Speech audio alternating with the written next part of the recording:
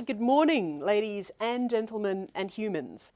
And it's delightful to see you all out here on a Sunday morning. Welcome to Gallery Serpentine. I'm Sarah Mathieson, and I'm going to talk to you today about Boudicca or Boudicca. Boudicca is the Latinized version of the name, which became more popular in the 18th and 19th century, but Boudicca is the name that Tacitus, who was the earliest chronicler of the events, that was the name he gave, so I'm going with Boudicca today.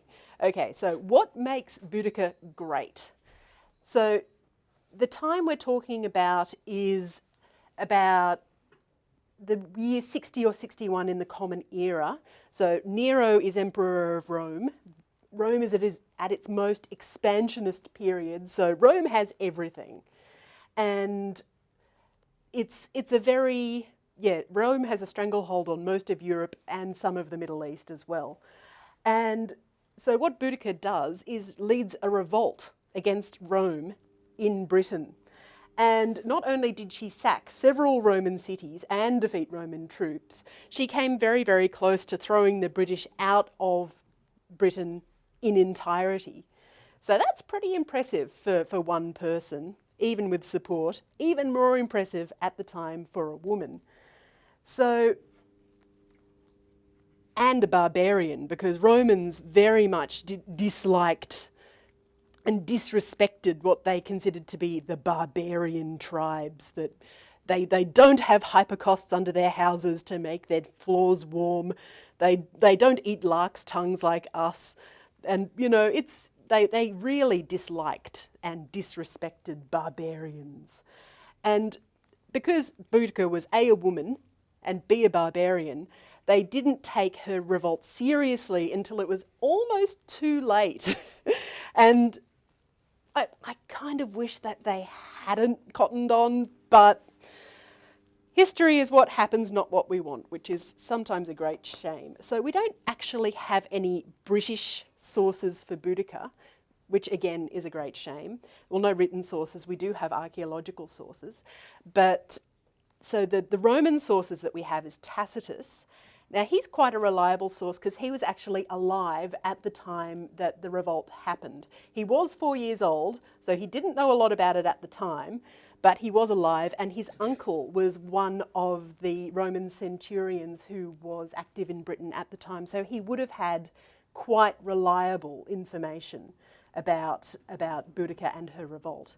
The other Roman chronicler we have is Cassius Dio, who was writing over 100 years after the revolt and probably is not quite as reliable simply because he wasn't alive at the time.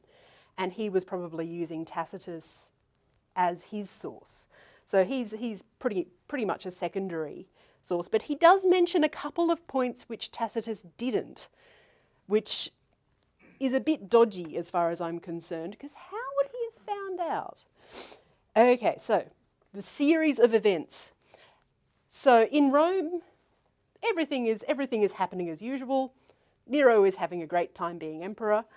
In Britain has been pretty much subdued by the Romans, and in Britain there were completely subjugated tribes and nations, and then there were client kingdoms where the kings were able to keep their title as long as they paid lip service and tax to the Romans.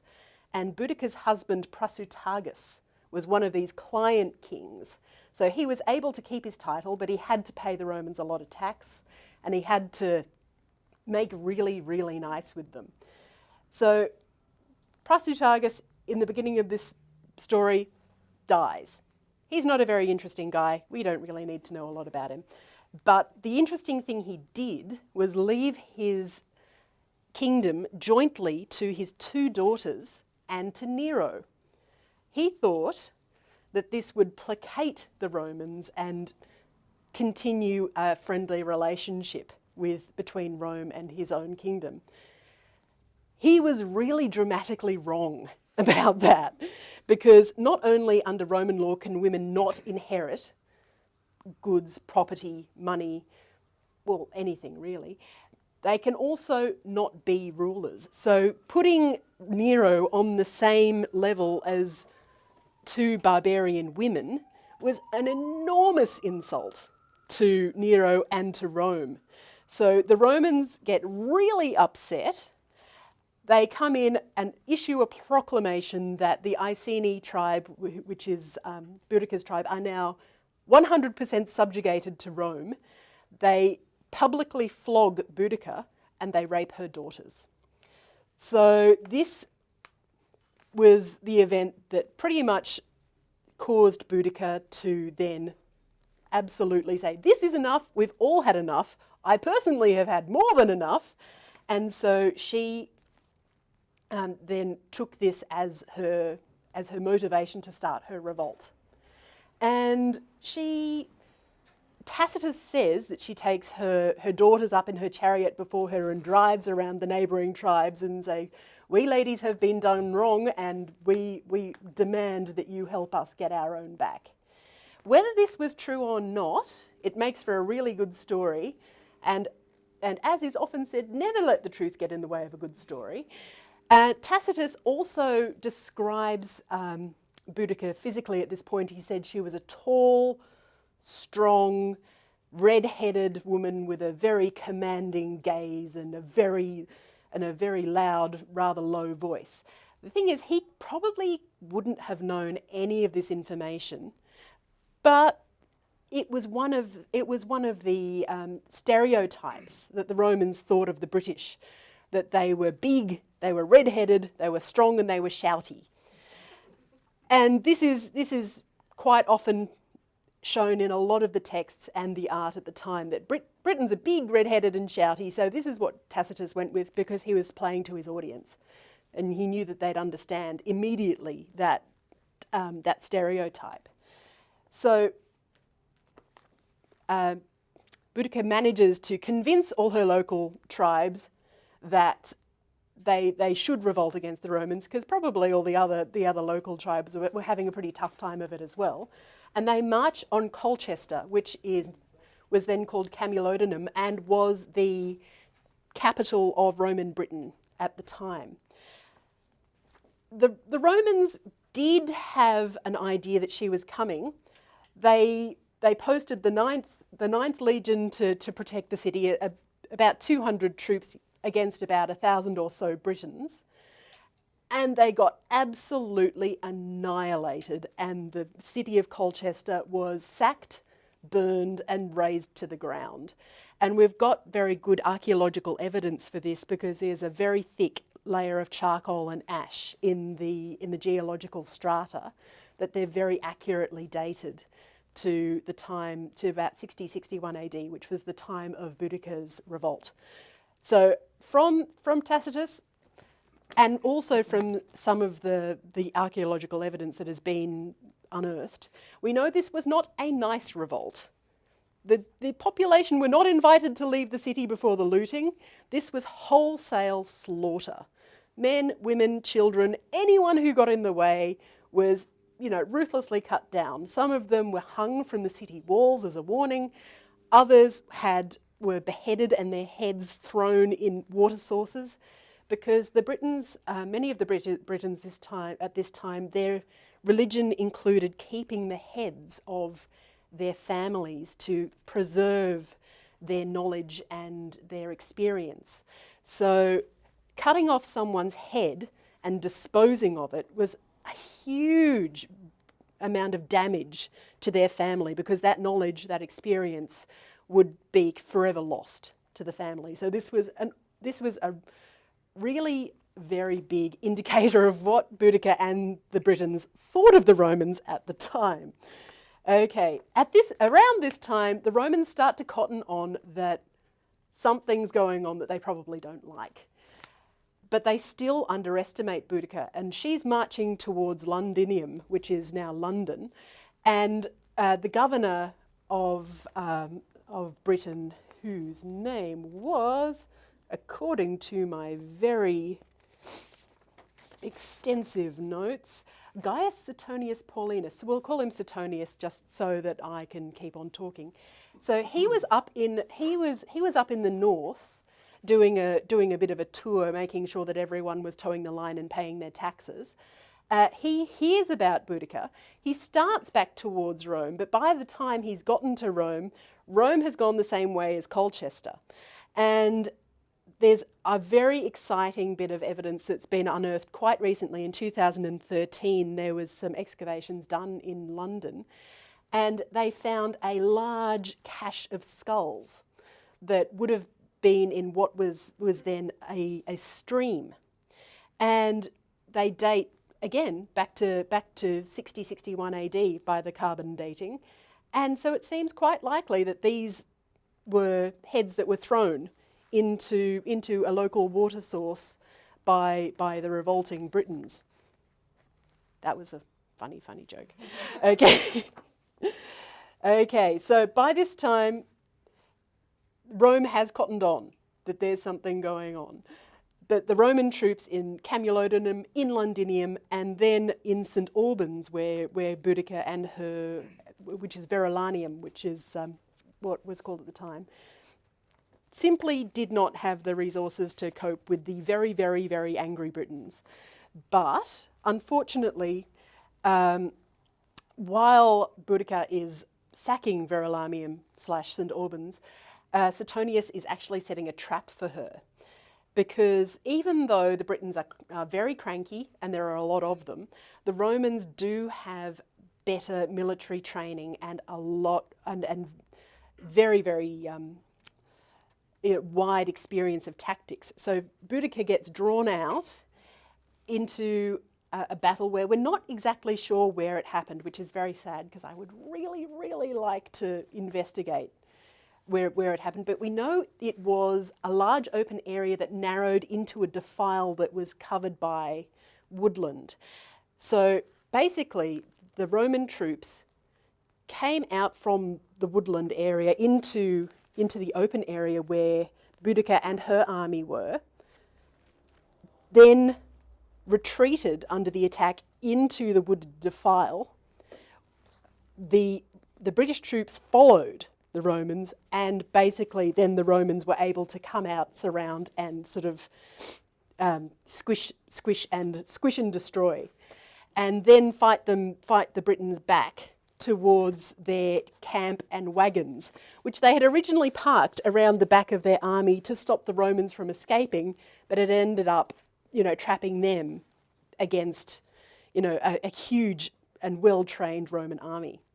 So that was a tactical error, which ended up in routing the British troops and pretty much general slaughter of the British troops, which is very, very sad.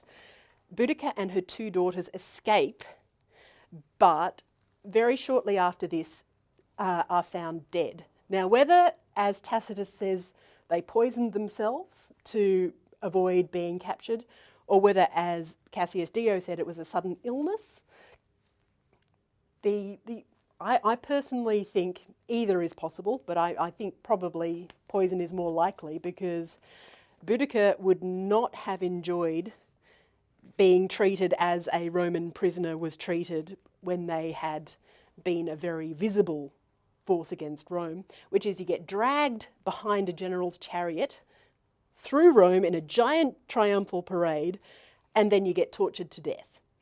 So Boudicca would not have liked that at all. So I think that, in fact, she did commit suicide. But as I say, we don't really know for sure. Okay, and after this, Boudicca is more or less lost to British history, which is very, very sad, until the Age of Enlightenment, about the 17th, early 18th centuries, when British scholars are reading through Tacitus and reading through Cassius Dio and going, oh, we didn't know about this lady. And so there's a sudden reintroduction of Boudicca into British culture, and everyone's like, oh my goodness, she was amazing. And she gets painted by John Opie, among others. She gets eulogised in poetry by William Cowper and Alfred Lord Tennyson. She gets the famous statue of Boudicca, Boudicca they call her, near Westminster Bridge, and Queen Victoria sort of adopts her as a kind of mascot. So even though she was forgotten for a very long period, she actually comes right back into British culture, and that's very, very nice.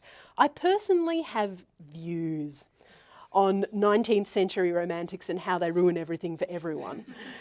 But they did manage to raise awareness of Boudicca, so those of us who aren't 19th century romantics can do a little bit more investigation.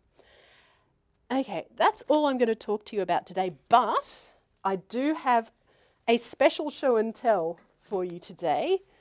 Now, this is an actual historical artefact, so if you would like to handle the artefact, I'm going to have to ask you to put a pair of latex gloves on.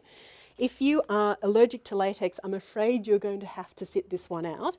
But yeah, pass the gloves around, and while you're doing that, I will bring out the artefact and tell you a little bit about it and why I think it's relevant to this discussion. Okay, now this is a British sword. Well, it was dug up in Britain. It is parts of it, the handle guard that you can see there and the handle boss have been dated to the 13th century. But the blade cross-section is very unlike a 13th century blade, because the 13th century swords generally had a fuller, which is a groove or a number of grooves down the centre of the sword. And as you can see, this one doesn't have one. So I think it was an earlier sword that then got a bit of an update. And the other thing I would like you to have a real look at with this sword is look at the handle. Look, I know that people were a bit smaller, but that is a very small handle. So I personally think that it being a relatively small sword, I think that this was either adjusted or made to be a woman's weapon, because it's a smaller weapon, it's light, it's manoeuvrable, and the handle, which is the real hint for me, is quite small. These little rings here would have been used to hold either a wood or possibly leather handle around the tang there, so it was more comfortable to hold. So okay, quick what's the word? Object handling class. Hold the object with both hands. When you are passing it, pass with both hands. Make sure the person who is receiving it with both hands. Please do not wave it around. It is an artifact, but it is also a weapon, and it is perfectly capable of hurting someone. So please do not wave the sword around. And yes, just be mindful and be respectful of the people around you. So I'm just going to give that to you, and you can have a closer look. Grooves that went in so you could stab someone and pull it out easier, right? There's a number of theories on why a fuller existed. The break of the blood vacuum was one. It can also be stylistic, and it could also just be a way of distinguishing the sword from other weapons, basically.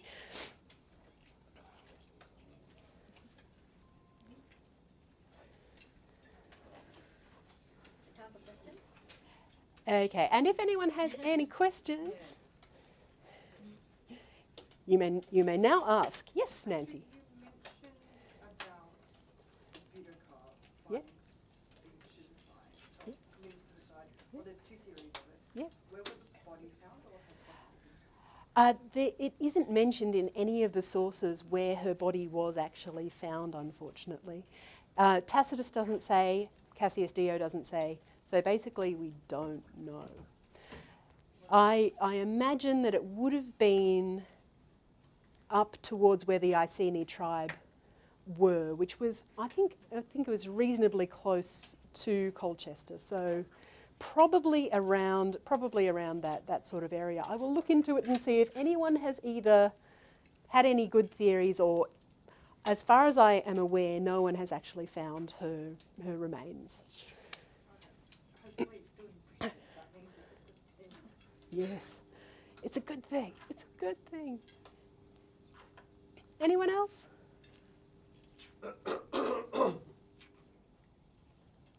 What do you think's all the sad things about why Britain was lost to Rome? What do you think was lost by the Romans capturing Britain? I think a lot of the British, the individual British tribal cultures were very much suppressed. The Romans were very, very good at cultural suppression. They didn't like anyone having any culture that wasn't Roman. So I think that we've lost a fair amount of, well, that we know that they absolutely hated the Druids and pretty well, you know, slaughtered them into non-existence. So we know we've lost a lot of that sort of religious knowledge and cultural knowledge via that. But they basically imposed a Roman sort of across-the-board rule for a place that was very, very varied. And Britain's still extremely varied, but I think that we've lost some of that cultural and religious and basic and, you know, character of the Britons, which is a bit sad. Yes. Any other questions? Apart from the sword that we saw, is there any other evidence that there were more women involved in the battles or involved in the revolt? We definitely have records of women via Tacitus going with the army. He doesn't mention whether they were in combat roles or whether they were in more support roles, but Tacitus does definitely say the Briton men and women when he talks about the Britons. So he doesn't specifically mention that the women were in combat roles, but he doesn't refute it either. So, considering Boudicca being quite a strong and warlike character, and also her husband finding it perfectly rational to leave two daughters with an administration that may well have involved warfare, it seems to argue the point that women would have been still at least in a generalship role, if not in combat roles. I'm just going to check the progress of the sword. Who's got the sword? Excellent.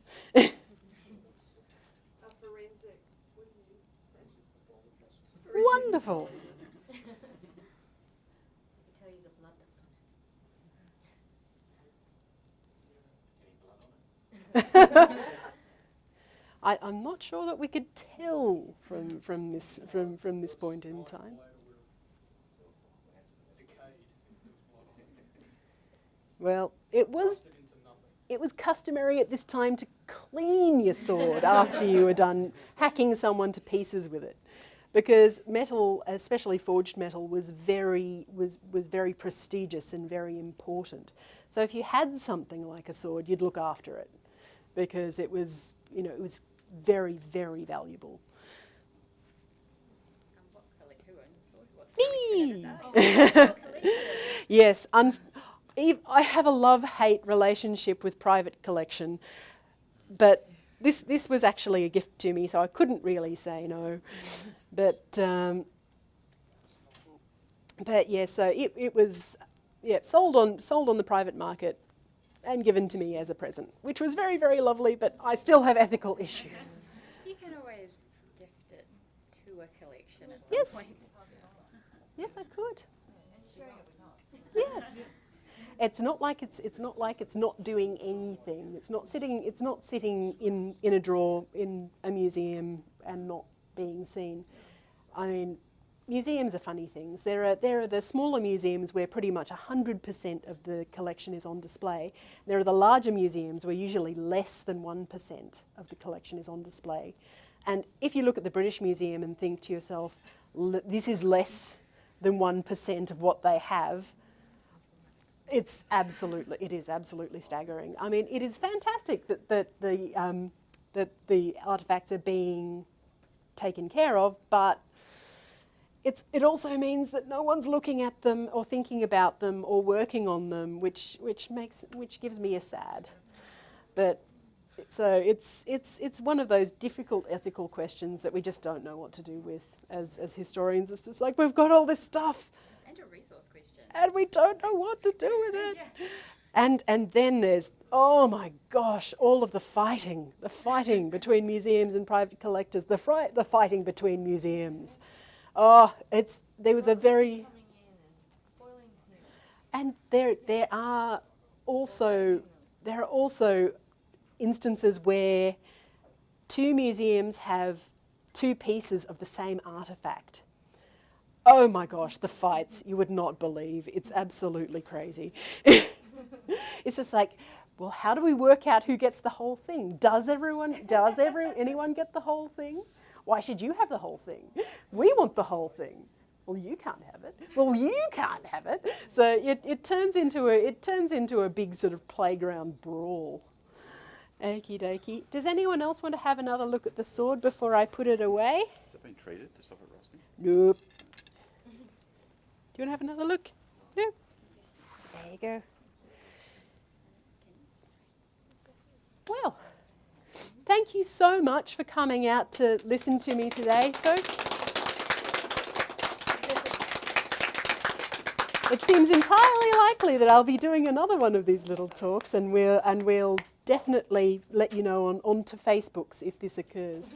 Thank you, ladies and gentlemen, and have a lovely afternoon.